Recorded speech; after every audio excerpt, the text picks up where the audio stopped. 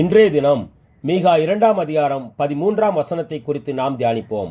தடைகளை நீக்கி போடுகிறவர் அவர்களுக்கு முன்பாக நடந்து போகிறார்.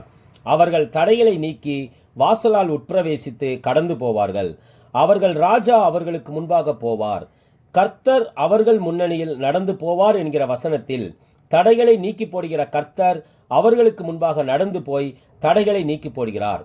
யாத்ராகமம் 13ஆம் அதிகாரம் 21ஆம் வசனத்தில் இஸ்ரவேல் ஜனங்கள் இரவும் பகலும் வழிநடக்க கூடாதபடி இருள் தடையாக இருந்தது.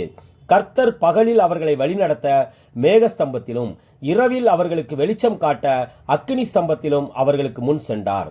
யாத்ராகமம் 14ஆம் அதிகாரத்தில் இஸ்ரவேல் ஜனங்களை பார்வோனின் சேனை பின்னாக துரத்துகிறது, முன்னாக செங்கடல் தடுக்கிறது. உடனே இஸ்ரவேல் ஜனங்கள், எகிப்திலே பிரேத குழிகள் இல்லை என்றா வனாந்தரத்தில் சாகும்படிக்கு எங்களை கொண்டு வந்தீர் என்று புலம்ப ஆரம்பித்தார்கள். யாத்ராகமம் 14ஆம் அதிகாரம் 13 முதல் 15ஆம் வசனம் வரை மோசே சொல்கிறார், பயப்படாதிருங்கள், நீங்கள் நின்று கொண்டு கர்த்தர் உங்களுக்கு செய்யும் ரட்சிப்பை பாருங்கள். கர்த்தர் உங்களுக்காக யுத்தம் பண்ணுவார், நீங்கள் சும்மா இருப்பீர்கள் என்றார். ஆனால் கர்த்தரோ மோசேயை நோக்கி, நீ என்னிடத்தில் முறையிடுகிறது என்ன? அவர்களை நிற்க சொல்லாமல் புறப்பட்டு போக சொல்லு. சமுத்திரத்தை பிளக்கும் அதிகாரத்தை உன் கையில் கொடுத்திருக்கிறேன் என்கிற விதமாக உன் கோலை ஓங்கி உன் கையை சமுத்திரத்தின் மேல் நீட்டி சமுத்திரத்தை பிளந்துவிடு.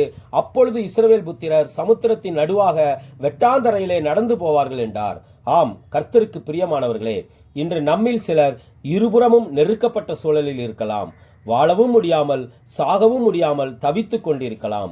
முன்னாடியும் கால் வைக்க முடியாமல் பின்னாகவும் செல்ல முடியாமல் நின்ற இடத்தில் நின்று கொண்டே பித்து பிடித்தது போல புலம்பிக் கொண்டிருக்கலாம். தடைகளை நீக்கி போடுகிற கர்த்தர் உங்களுக்கு முன்பாக நடந்து போய் கொண்டிருக்கிறார். நீங்கள் அங்கேயே நிற்கப் போகிறீர்களா, இல்லை நடந்து வரப்போகிறீர்களா? யாத்ராகமம் 13ஆம் அதிகாரம் 22ஆம் வசனத்தின்படி கர்த்தர் நம்மை விட்டு விலகி போகவில்லை, ஆனால் நாம் கர்த்தரை விட்டு விலகி நிற்கிறோம். வாருங்கள், தடைகளை தாண்டி வாருங்கள். உங்களுக்கு முன்பாக நடந்து போகும் கர்த்தரை பின்பற்றி வாருங்கள். கர்த்தர் நமது கரத்தில் ஜெபம் என்கிற கோலை தந்துள்ளார். சபையிலோ வீட்டிலோ வேலை ஸ்தலத்திலோ நாம் ஒன்றாக கூடி ஜெபம் என்கிற கோலை தடையாக இருக்கும் சமுத்திரத்தின் மேல் நீட்டுவோம். கர்த்தர் நம் ஜெபத்தை கேட்டு நமக்கு முன்பாக நடந்து போய் நம் தடைகளை நீக்கி போடுவார். ஆமேன், அல்லேலூயா.